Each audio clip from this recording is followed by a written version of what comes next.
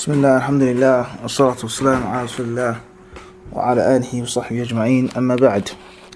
The author رحمه الله he says, وفي صحيح مسلم عن زيد بن أرقم أن النبي صلى الله عليه وسلم كان يقول: اللهم إني أعوذ بك من علم لا ينفع ومن قلب لا يخشع ومن نفس لا تشبع ومن دعوة لا يستجاب لها. وخرجه أهل السنن من وجوه متعددة عن النبي صلى الله عليه وسلم، وفي بعضها ومن دعاء لا يسمع، وفي بعضها أعوذ بك من هؤلاء الأربع. وخرج النسائي من حديث جابر أن النبي صلى الله عليه وسلم كان يقول: اللهم إني أسألك علما نافعا وأعوذ بك من علم لا ينفع. وخرجه ابن ماجه ولفظه أن النبي صلى الله عليه وسلم قال: صلى الله علما نافعا وتعوذوا بالله من علم لا ينفع. وخرجه الترمذي من حديث أبي هريرة أن النبي صلى الله عليه وسلم كان يقول: اللهم انفعني بما علمتني وعلمني ما ينفعني وزدني علما. وخرج النسائي من حديث أنس أن النبي صلى الله عليه وسلم كان يدعو: اللهم انفعني بما علمتني وعلمني ما ينفعني وارزقني علما تنفعني به. وخرج أبو نعيم من حديث أنس أن النبي صلى الله عليه وسلم كان يقول: اللهم إنا نسألك إيمانا دائما فرب إيمان غير دائم، وأسألك علما نافعا فرب علم غير نافع. وخرج أبو داود من حديث بريدة عن النبي صلى الله عليه وسلم أنه قال: إن من البيان لسحرا وإن من العلم لجهلا. وأن صعصة بن صوحان فسر قوله إن من العلم جهلا أن يتكلف العالم إلى علمه ما لم يعلم فيجهله ذلك. Ibn Rajab rahimahullah, he says, after he spoke on the reality that the Sunnah divides knowledge into two categories: that which is beneficial and that which isn't beneficial. And the Sunnah also teaches us to seek refuge in Allah from knowledge which does not benefit. And a third point is to ask Allah for beneficial knowledge. So first and foremost, he says that the Sunnah, he didn't say the Quran, which it does, but what he said is Sunnah here. He doesn't mention what the Salaf al-Salih radiallahu anhum said, what the Imam said, what the ulama of today, of his day say. So he says the Sunnah, it divides knowledge into two categories: that which is nafi' and that which is not nafi'. Then the Sunnah also explains to us, it is recommended for us to seek refuge in Allah from the knowledge which is not nafi'. And on top of all of that, we are to ask Allah for the ilm that is nafi'. Very important point here. Don't just be afraid of knowledge which is of no benefit, but now you must fill the void. Now you must ask Allah for the beneficial knowledge. Okay? Do not give a lecture to the people about harmful foods, poison, food coloring, preservatives, and GMO. But now you have to teach the people about eating healthy, eating organic foods, eating lawful foods, eating foods that produce natural energy in the body, etc. And not to leave the people hanging. And this is a constant problem that we suffer from many speakers. They tell the people of bad and of evil and harmful and haram and this and that. And then what? What do you give the people? What do you educate them? What knowledge should you seek? Who can you sit with? Who should you sit with? Who should you learn from? So he then says, to prove this in Sahih Muslim, narrated Zayd ibn Arqam radiallahu anhu, the Prophet alayhi salatu wasalam, he says in the supplication that he used to make: O Allah, I seek refuge in you from knowledge which does not benefit. O Allah, I seek refuge in you from a heart which is insubmissive. O Allah, I seek refuge in you from a soul that is insatiable, that's greedy and never pleased, never satisfied. O Allah, I seek refuge in you from a dua which is never answered. This is a tremendous hadith showing us the humility and humbleness of the Prophet ﷺ, how he scorned himself and looked down upon himself. And also, it shows us how the Nabi al-Karim ﷺ wanted to teach us what to say and how to say it and what we should seek. And this goes to show you the severity of the issue. If the Nabi al-Karim ﷺ feared knowledge which is of no benefit, then what about us? So this is the highlighting point from the hadith. Ilmin la yanfa'. The sunnah, is hadith in Sahih Muslim, clearly proves, is that there is knowledge, or there are types of knowledge, but they are not beneficial. And the slave must ask Allah's protection from that type of knowledge which is of no benefit. Furthermore, a heart which is hard and rusty and black, a heart which has no khashya, no khushu', no submissiveness, no softness, a heart which isn't tender, which doesn't weep, and also a soul that always wants more, more, and more. It can never get enough of dunya. It can never get enough of the pleasures of the worldly life. And that's a huge problem. And when you ask people why are they so greedy, or what is wrong with you, you keep stacking up dunya, house after house, car after car. A person continues to make zina, fornication, marriage after marriage, wife after wife, so on and so on and so forth, and then person never gets enough. Perhaps we say the first thing that person needs to do is to seek Allah's protection and refuge. Greed, addiction is a serious problem among human beings, and the Muslim has the cure. And from that cure is to ask Allah for refuge. Oh Allah, do not make me of those who never get enough of the dunya, those who are never pleased. And this is, of course, with exceptions to good deeds and exceptions to ilm. It's never enough knowledge that you can get. As we've explained before in a lecture, and the lecture was called The Two Types of Greed. And also from a da'wah, meaning a dua which is never answered, waliyadhu billah, because I eat riba, and from riba, a person does not make the proper dua to Allah in the proper times, in the proper mannerisms. A person makes dua against someone unjustly. A person calls upon other than Allah. And the list goes on of things which will prevent a man's or woman's dua from being accepted, which we call mawani'u al-ijabah, or mawani'u ijabat al-dua. Ibn Rajab then says there's another version of this hadith that is collected by some of the people of Sunan with several different, he says, wujuh, yani turuq, asanid, different routes of transmission, that it states وَمِن دُعَاءٍ لَا يُسْمَعُ, and from a dua which isn't heard.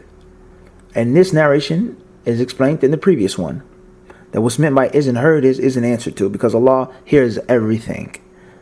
Allah hears all things, but Allah does not answer all things.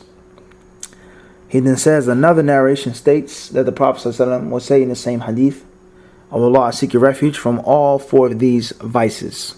All four of these what? Vices.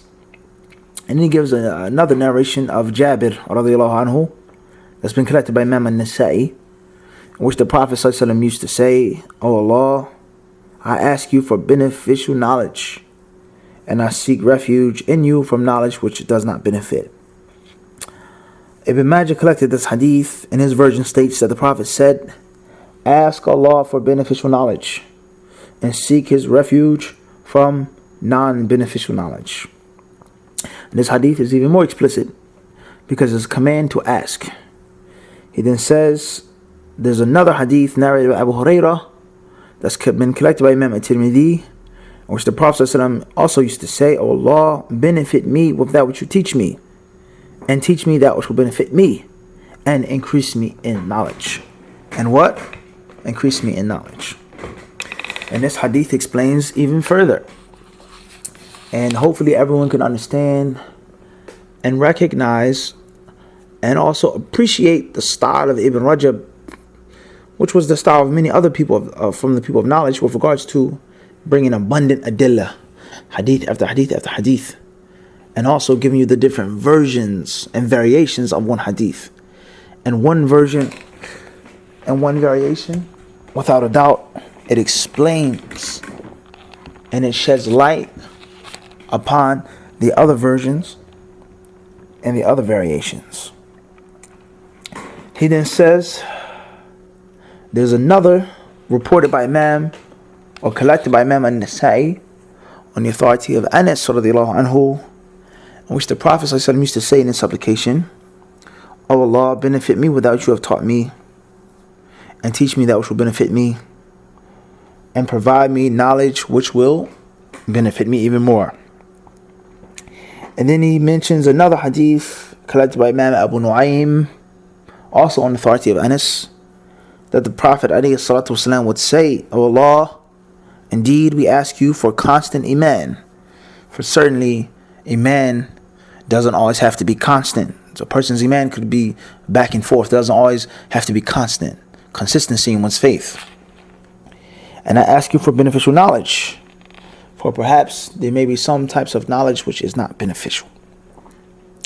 And he also gives you another narration collected by Abu Dawood on authority of Buraidah radiallahu anhu, that the Prophet ﷺ used to say, "Indeed, some types of speech contain sorcery.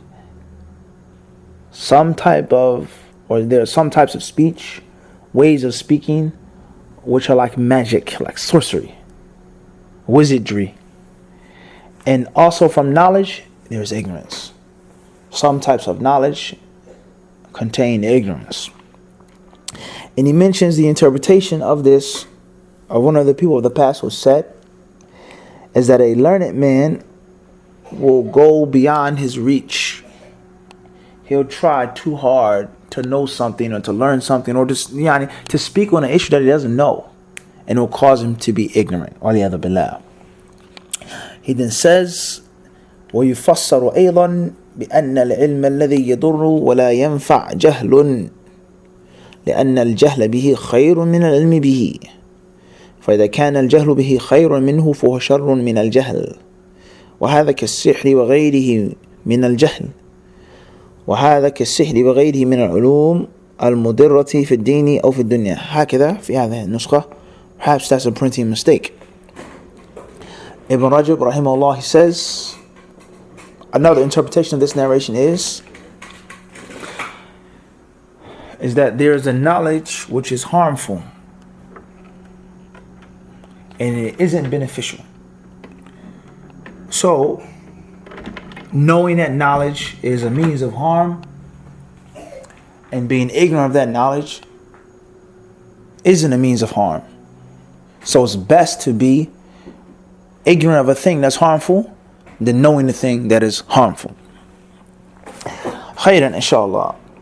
And he mentions such as sihr, sorcery and wizardry, and other things. It's best not to know those things. Khairan, inshallah. Things which harm you, he says, in the deen and in the dunya. He then says, وَقَدْ رُوِيَ عَنْ النَّبِي صَلَّى اللَّهُ عَلَيْهِ وَسَلَّمَ تَفْسِيرُ بَعْضِ الْعُلُومِ الَّتِي لَا تَنْفَعُ. He says, and there are some narrations which aren't the most authentic with regards to the Prophet ﷺ explicitly telling us and giving us some types of knowledge or sciences which aren't beneficial. And before we move on any further, a few of the narrations that Ibn Rajab mentioned before we got to this point in the book are weak. And all of them are not necessarily strong and totally authentic. And he mentions a few more here on why he clearly said Rubiya. It has been narrated. And he doesn't necessarily say that they are authentic narrations. And many people today, unfortunately, they get confused when it comes to these issues. And there are reasons behind that confusion. And the issue is, or these issues are, is it permissible to quote a da'if hadith? Is it haram to mention a weak narration to prove a point? Do you must say it's authentic? It has been authenticated, so on and so on and so forth. Does a weak hadith have no value and no place? We say there must be detail in these issues. And there are some people who've come and they have made the da'if hadith 101% totally useless without any detail. And we say that's incorrect. And that's not the madhab of Ahl Hadith. That's not the madhab of the early hadith masters. That's not their way. Is it permissible to use a weak hadith is one issue. Is it permissible to mention a weak hadith? That's another issue. And there are some people of tulab al-ilm, of du'at, even scholars, who incorrectly mix the issues together. They jumble the issues together and they are not the same issue. Okay? Using a hadith that's da'if, using it, is not the same as mentioning it.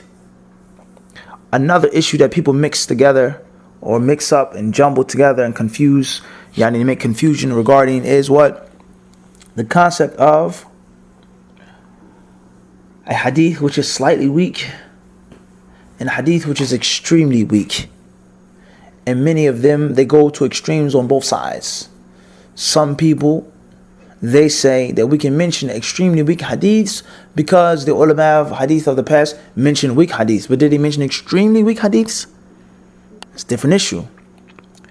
Another issue is those people who say that you cannot mention weak hadiths because of what the earlier ulama did and how they behaved and dealt with extremely weak hadiths. That's another extreme. Right? But understand this. A new issue is the concept of fabricated hadiths. There's some people who mention fabricated hadiths because the ulama of the past used weak hadiths or mentioned it. Yeah, understand the point I'm trying to get to? It's confusion. And we say, to keep things in brief, is that there lies no doubt there are levels of authenticity. Some hadith are agreed upon by all of the ulama. Some hadith are agreed upon by most of the ulama. Some of the hadiths of the Prophet sallallahu alaihi wasallam, there's difference of opinion over their authenticity, and the strongest view is that they are authentic. Other hadiths, same difference, and the strongest view is that they're weak. There's some hadiths in which all of the ulama of hadith agree upon are totally baseless, false and fabricated. And then there's some hadiths in which the ulama unanimously agree upon are just being weak without fabricated. Everybody clear on this. Also, there was a difference between mentioning a hadith which was not sahih and the difference between using a hadith which is not sahih. Another point of detail which is of utmost necessity is that there's a difference between a weak hadith in the issues of halal and haram and in the issues of zuhd and of riqaq, heart softening and admonishments and things like this. Mawa'idh, riqaq and zuhd. There's a difference. And many people, they mix up these issues, and that's wrong, and that's incorrect, and it causes a great deal of harm and confusion. And also a great means of disrespect to those ulama. Because you pick up the book and say it's weak. How is Ibn Rajab quoting all this weak hadith? What is this? And that is because, as we said, some people have made an absolute stance. No weak hadith. And that's wrong. Or some people, they may even go to the point in which Imam Ahmed, and this is a real story, I won't mention the name of the book or the one who translated the book or what country it came from or what publication printed the book, but there was a statement of Imam Ahmed on a view of the salah. And Imam Ahmed clearly said to do this and to do that. And some narrations are mentioned and things like this. And in the footnote, the translator said, but Sheikh such and such declared all those hadith to be weak, and so on and so forth. So look at the disrespect to Imam Ahmed and the veneration of the modern day scholar. Not saying that there's anything wrong with the modern day scholar and that you can't take benefit from him and he's not a scholar, but it's disrespect. This is Imam Ahmed bin Hanbal. And he's one of the earliest, not the, but one of the earliest founding fathers of hadith science and hadith culture And the ilm al-rijal, jarh wa-ta'deel, and ilal, and his book is one of the most beneficial resources that were ever brought into existence. And you take the modern day scholar's view and total dominance over what he says. And it's not an issue over who's bigger and better, but it's the general concept that who hypothetically and rationally will be closer to the sawab, Imam Ahmed or a scholar who lived in the 20th century. There's no comparison between this and between that. So the reader is going to be confused when he finds a hadith that a sheikh of the 20th century, the 21st century said is da'if, and Imam Ahmed said sahih, and use it. And this is what the Sahaba did and the Salaf did and so on and so forth.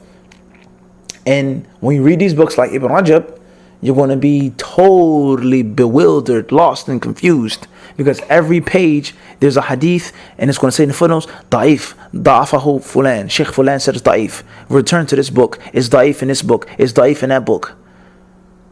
And a person previously learned that there's no place for any da'if hadith in Islam. There's no place for da'if hadith according to the Salaf. And the reason why we don't take from these scholars is because they have da'if hadiths. And this book is da'if. And the book of this group is da'if. The books of the Sufis have da'if hadith.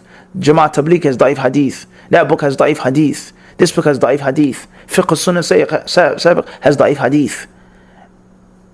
And the way of the Salaf is not to take any hadith which is da'if, because this sheikh came, he criticized the book, and he made an authentic version of this Imam's book. Tayyib. So what do you do when you come across a book of Ibn Rajab, or Ibn Qayyim, or Ibn Taymiyyah? Then what? And this is how Sufi people, Ash'ari people, and all types of people from these different innovative groups will come and attack and slander the people who attribute themselves to the Salaf and to the Sunnah. And they'll say, look how contradictory you are, you're so hypocritical. You criticize our book for having da'if hadith, and Ibn Taymiyyah has a book in which the translator every couple of lines says that Sheikh Fulan says the hadith is da'if. Now you look stupid. You look totally stupid. And there lies no doubt he's landed a punch against you now, because you're saying don't take from the Sufis because of da'if hadith. And Ibn Taymiyyah, according to you and the scholar that you quoted in the footnote, his book is full of da'if hadith. Then what? So this is a big problem. It's not a small issue. And it leads to a great deal of confusion and contradiction. And it lies no doubt, it opens up a huge door of disrespect and of attack and of slander of the scholars of today and of the scholars of the past. So it's very, very dangerous. And we don't want to go too far into this rabbit hole right now, but it's something that must be mentioned. And we didn't mention any names of any scholars or any students, but the point hopefully is clear. It's very unfortunate. And when you read, Ibn Rajab is from the medieval age. He died in the 8th century. We're not even going back to the early ulama and the da'if hadith that they mentioned. So something's wrong. Something is inconsistent. Either those early ulama were wrong and ignorant, or the later scholars who made an absolute stance against da'if hadith were wrong and they were incorrect in that stance. And some, waliyadhu billah, may even go to the point and call them ignorant, which we didn't say. Or there's detail. And then there's some hadith that's da'if, which can be used, can be mentioned, difference of opinion, levels of weakness, etc. So there has to be a detail. There has to be what? A detail. And perhaps bi'idhnillahi subhanahu wa ta'ala, we'll have time in which we can mention this in a complete entire lecture. So we say the strongest view and the correct understanding is that there's nothing wrong with mentioning a weak narration, with mentioning it, and not necessarily saying the Rasul said, but it says ruwiya. It has been mentioned. There is a book Fulan collected that the hadith says this and it says that. As for using a da'if hadith, then it all depends on the level of weakness. It all depends. Did the Salaf as-Salih radiallahu anhum, did they implement that hadith? Did they act upon that hadith? Or were there other athar that they used as proof? Generality from the Quran, generality from other hadiths. If the hadith, if its isnad is a bit weak, does it have other supporting narrations? Or most importantly, does it go against something that's more authentic? Or is it the only hadith that we have on the issue? There are details. Also, the details of who we're talking to, who we're speaking to.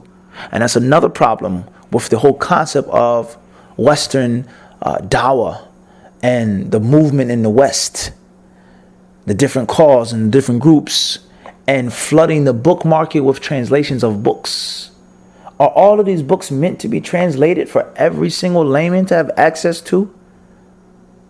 That's a whole long debate in itself, and it's problematic.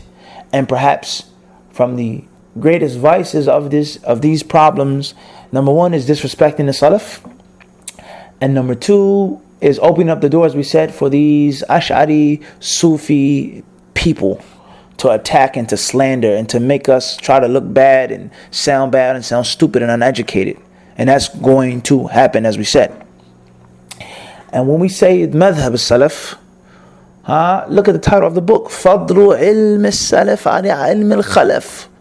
He says the superiority that is better, the knowledge of the earlier over that of the later, or those who came later on. So when we say this doesn't just pertain to Aqidah, as some people try to make it seem. It's just an issue of Aqidah. The Salaf said Allah is above the throne, and the Khalaf, many of them came later on and said Allah was not above the throne. It's more than just Aqidah. But in every aspect of the religion, the earlier ulama were closer to the revelation, further away from the vices and cancers that the modern Muslims suffer from. They weren't attacked. They weren't conquered. They weren't exposed to the Europeans' way of life and wanting to be like them and imitate them. Their books weren't destroyed and so on and so forth. All the things that happened later on in the nation of Muhammad sallallahu alaihi wasallam, let alone the virtue of the time, let alone the lifestyle. And the list goes on of reasons why the earlier ulama were better as a whole and in a whole than the later ulama. And this is in every single aspect, not just in Aqidah and Hadith and Fiqh and Tafsir and Seerah and the Arabic language. Even in a madhab, there lies no doubt the students of Imam Abu Hanifa were far better than those who came after the students of Imam Abu Hanifa. The earlier Hanafi scholars were better and closer to the Sunnah and to the true knowledge than the later Hanafi scholars. And the same applies to the Shafi'i scholars and the Maliki scholars and the Hanbali scholars. And the list goes on. And we also say in the sciences of a hadith, it's not an issue of name calling and who's this, but it's a concept of the generation. If the ulama of the past unanimously come upon a view of hadith, we take that. And we don't take what a modern day scholar says. If the ulama of the past, most of them held a view on a narrator or on a hadith or on an issue, that's what we take. If they differed, then we try our best to figure out what's the strongest view from among their differing.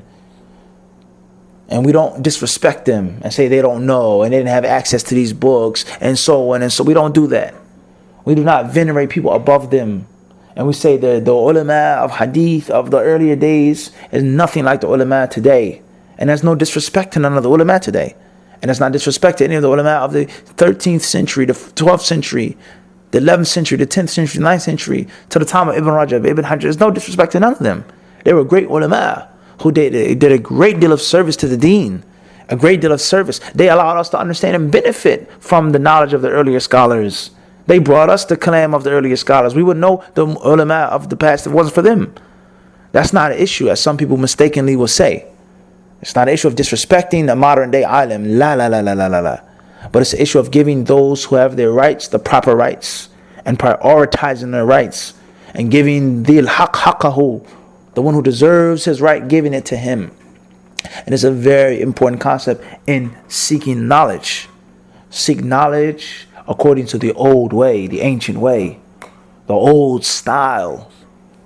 And then you take modern day things, you learn modern day techniques, you benefit from the technology, you learn from the scholars of today. There's nothing wrong with that.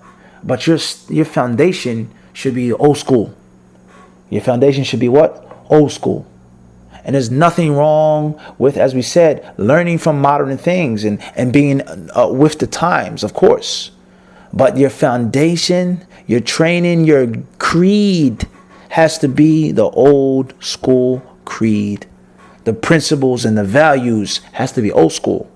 And then you polish it with the modern day things. So as I said before, this is a very, very long issue. And perhaps we'll do an entire lecture on this.